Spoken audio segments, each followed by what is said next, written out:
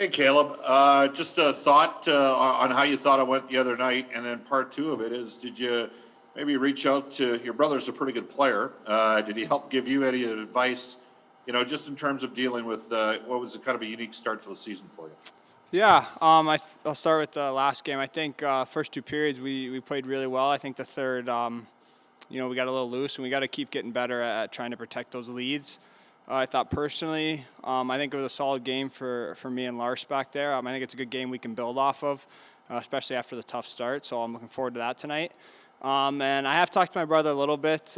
He kind of says stay positive. It's a weird year with all the hockey being played, and it's a little bit of a marathon, but at the same time, with only 56 games, it's going to be a sprint. So you got to kind of get up and going. And he just told me to trust myself, relax, and kind of calm down out there. And I thought I did a good job of that last game. Jim Matheson, Post Media. You talked about that, Caleb. With all the defensemen this year, with 9 defensemen you're carrying in the taxi squad, is it normally you would have 6 or 7, no more than 7 on a 23-man roster? So you're probably playing every night. Are you a little more unsure now? If you have a couple of bad games, maybe I'm coming out because we got all these taxi squad players. Yeah, it's the NHL. If you're not playing well, there's a lot of hungry guys, especially in a weird year like this with the taxi squad. That there's a lot of hungry, 9D, and all 9 guys want to be in there playing. And you got to show up every night and prove to the coaches that you can consistently go out there and get the job done. And like I said, I think I did a good job of that last game, and I got to keep my consistency up and keep coming out and just building my game every night. And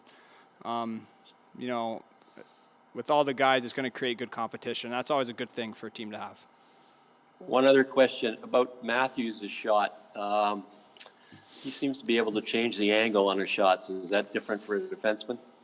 Yeah. You think you have your stick there, and then he's real good at pulling it into his body and kind of releasing it. And he's proven he can score from anywhere really on the ice. So you just got to make sure you try to take away his space and not let him get into those dangerous scoring positions. Rob Tychkowski, Post Media. They say watching a game from upstairs will help a player, just take a different perspective on things. I'm just wondering, is that a thing? Does that really help when you sit out and watch from upstairs? And is it more of a physical thing or a mental thing when you're out of the lineup that needs to be shaken up a bit? It definitely helps. I think, when you get that perspective from up top, you things slow down and you can kind of really see the plays that you need to be making and the ones that you're missing.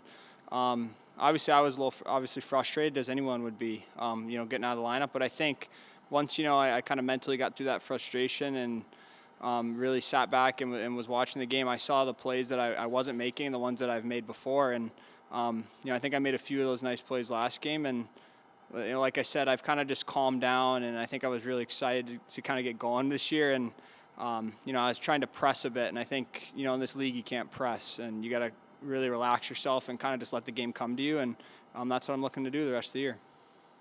Is that a big part of the battle when you're out of the lineup, is to not take it the wrong way and not get upset by it and try and somehow view it as a positive? Yeah, for sure. Like I said, we're all competitive guys. No one wants to ever be out of the lineup, but you have to find a way to stay positive and know, the sun's going to shine tomorrow and you're going to eventually get another opportunity. And when you get it, you got to make sure you go in and don't give it back.